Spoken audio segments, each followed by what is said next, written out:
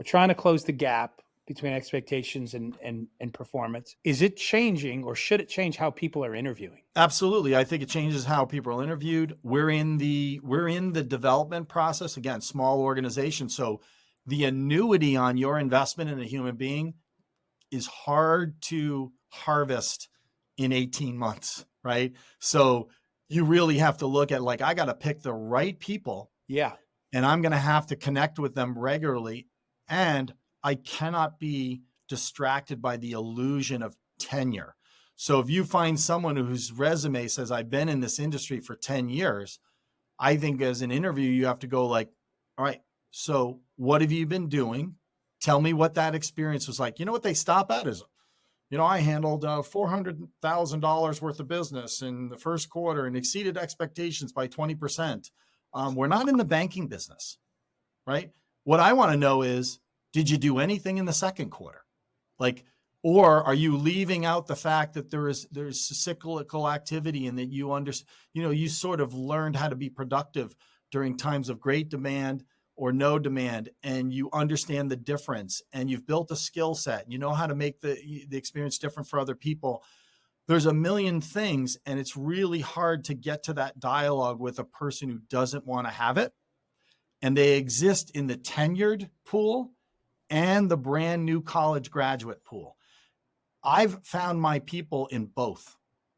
I have found people that are 15 years in their professional career, and I've looked them and I've literally said, like, I think this is an amazing opportunity for you. And Okay, this is but let how me I, okay, so let me jump in and ask you a question.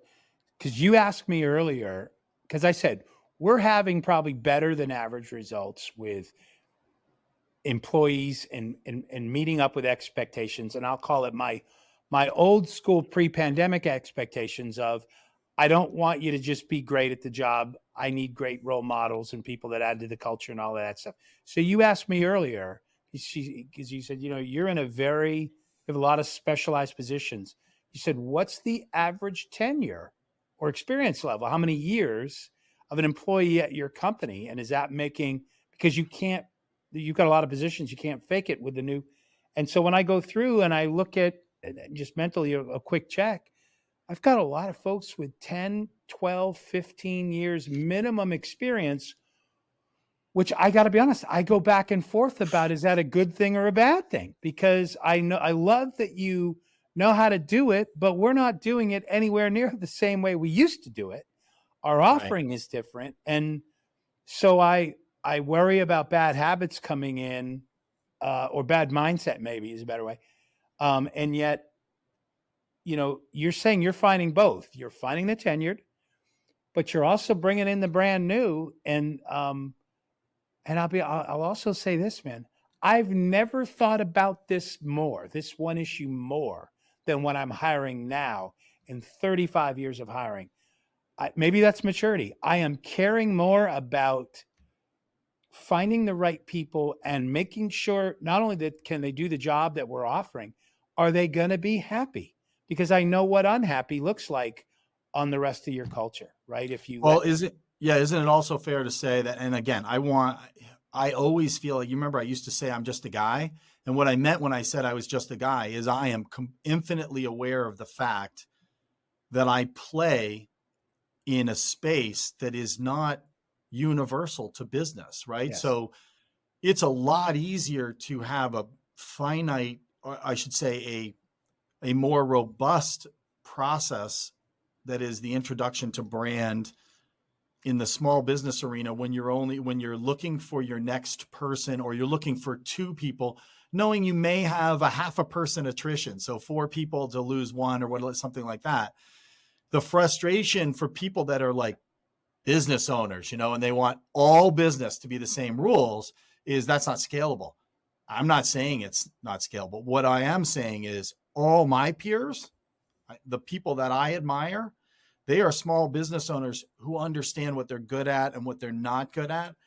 And they're living under the illusion that the rules of tenure, experience, or whatever work. And I just say, vet that experience. Like, vet it. Are you conflating experience with wisdom? because experience gets you somewhere, right? If you know what a CAM key is in our industry, bravo, right? But if you spin out every CAM that you touch and you're a bull in a china shop and you don't understand, like if you just break everything that you touch, people, things, I don't care how much experience you have, right? I'm Right. interested in how you process the workplace. So that's what I want. And it's super idealistic, right? I want to live and work in a place where someone who's been in the industry for 6 months is telling their peers, this is the greatest job I've ever had. While I simultaneously want someone who's been doing it for 15 years going like, wow, I am learning so much. It's almost impossible, but I'm getting evidence. I just had, so we had a 90-day daily recap from this young girl, Chloe. She hit her 90 days, which is a point at which our new employees no longer have to do a daily recap on their experience.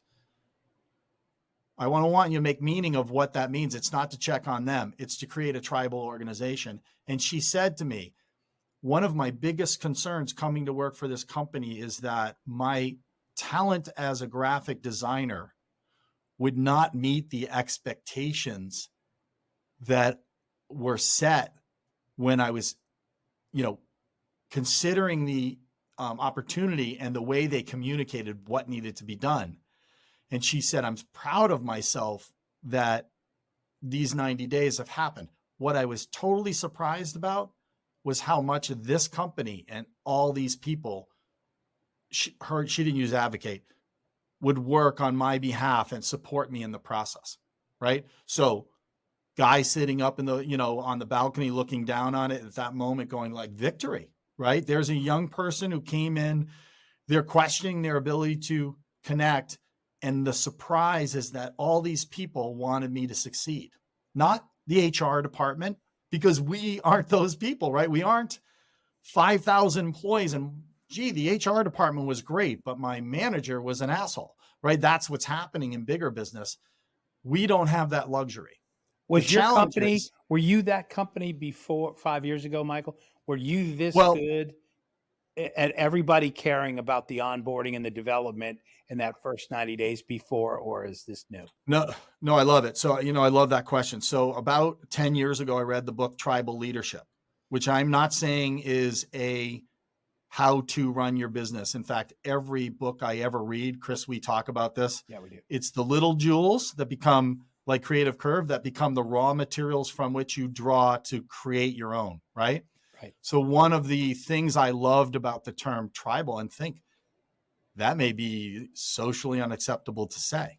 I think it's something to admire. And well, what if I you're wanted Daniel to teach, Snyder and the Washington Redskins, I think you're on the fence on that. You're right. Yeah. So what the jewel from that book was they talked about, and I can't even, it's been so long.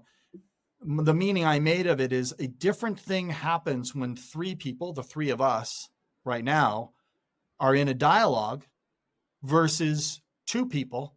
And if one of the person is the influencer, then what occurred in that exchange is completely different with the two members. You get three, and it creates a little bit more honesty, integrity in the process, right? So if you're tribal, what you're doing is you're adding more stakeholders, even in the dialogue, into the engagement, and it creates a richer engagement, right? And it's not to say that dinner for two isn't fun, because Chris and I, we live in the dinner for two thing, right? Morning calls after coffee, and we have a blast. But when we want to take that dialogue and engage with a third party, it's almost like we have to modify the language, right? We have to be conscious of that third party, unless it's another crazy person, right? But so the tribal thing, I preached it for 6 years, and I had more people were like, yeah, but their whole life they were hub and spoke people. If I influence this person, and then I tell you, if I go, Khalil, by the way, I talked to John and I talked to Mary and I talked to Jimmy, and this is what they think, or this is what we think. But if you talk to John, you're like, this is what, and you found out what Mary was talking, they'd be like, we had a different conversation. It would be because I'm the person wanting to control the narrative, right? Yeah. So what I sought to do is eliminate as much as possible the one-on-one engagement around things that are impactful to the organization. We are better bad at that. Does that make sense?